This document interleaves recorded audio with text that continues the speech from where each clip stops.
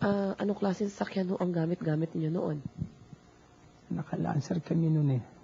Lancer. Hindi ko malaman kung anong model yung Lancer. Pero lumang model yung Lancer. Ito ang sinasabi niyo mga kasama po ninyo. Itong Bitoy, sino po ito? Ito yung civilian agent na nakatulad ninyo? Hindi, ito yung regular na sundalo na si Bitoy na nakasama kong nakulong dito sa huling kaso namin na lumayan, Colonel Beroya. Si Bus Bumalag, he was also a Western Police na nakadiis sa amin sa MSG, yung Butch Bumalag. Tapos si Nani, yan eh, dating Quezon City Police na personal aid ni General Lacson noon during that time na nagbabantay lagi sa amin sa safe house. Naalala niyo pa po ang mga buong pangalan niya ni Bitoy at saka ni Nani? O, si Nani, si Butch Bumalag, si Bitoy.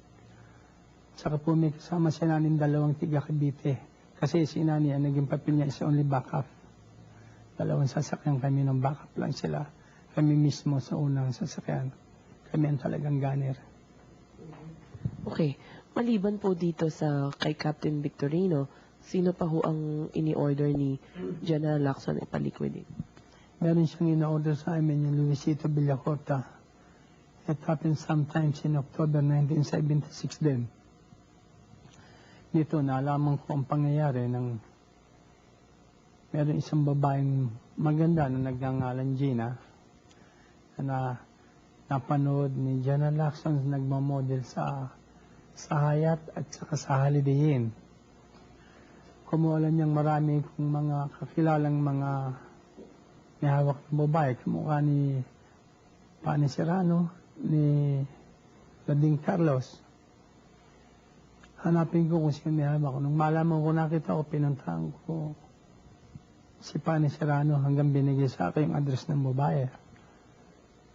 Tapos pinapuntahan niya sa akin in Paco, sa vicinity ng Paco. At kinusig ko yung babae. Mabas naman yung babae at willing naman sumamang, kaya lang nandoon yung boyfriend niya, itong Luisito Villacorta. Pinag-readyan kami ng hanggang alas 6 ng hapon, I think 5. Hanggang hindi na lumabas yung Luisito, tinawag ko sa kanya sa radyo.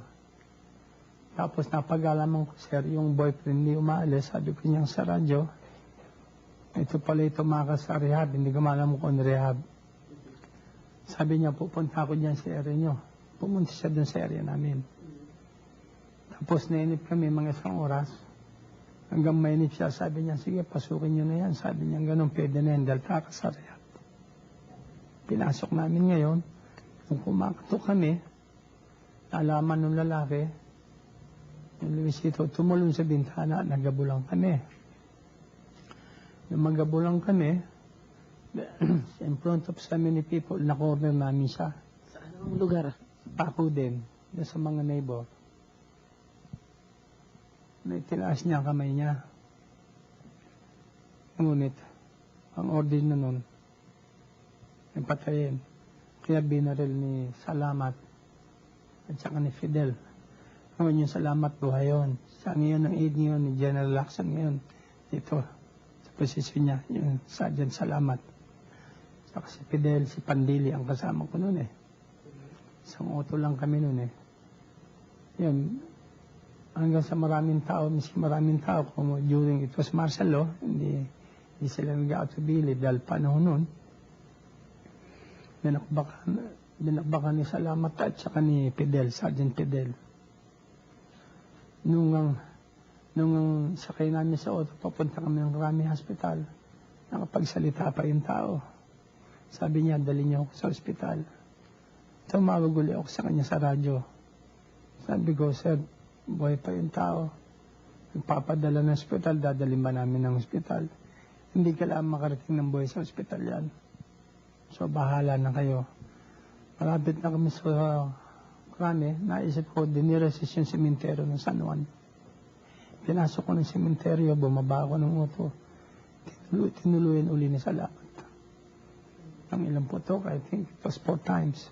Sinari namin sa auto at dinala namin ng Rami Hospital at tinalabas na dead on arrival.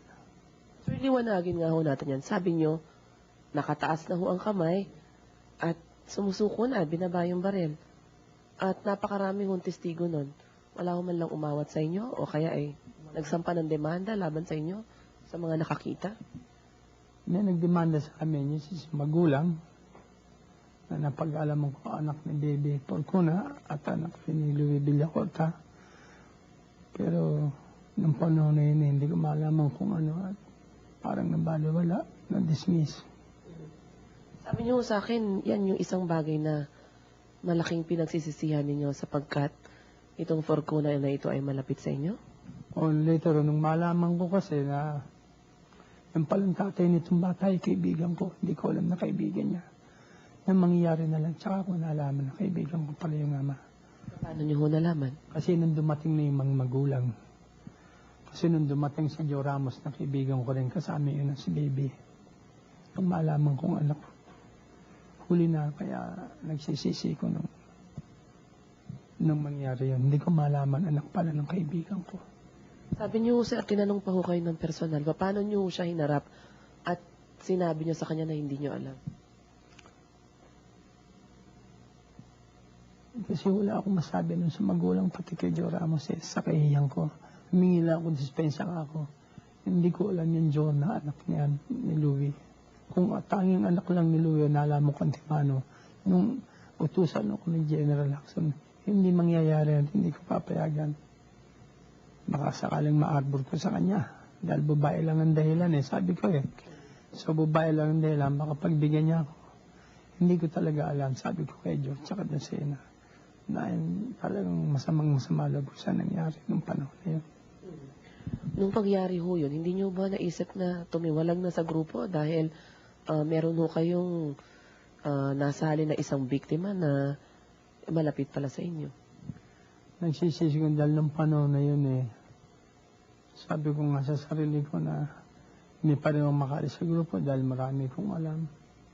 Marami na rin akong nagawa na baka naman pag umalis ako sa grupo nun, ako naman ang pag-isipan nila. Kaya nga nung after mga 2 years, nagbalak na akong pumunta ng States para makaiwas sa kanila during the time.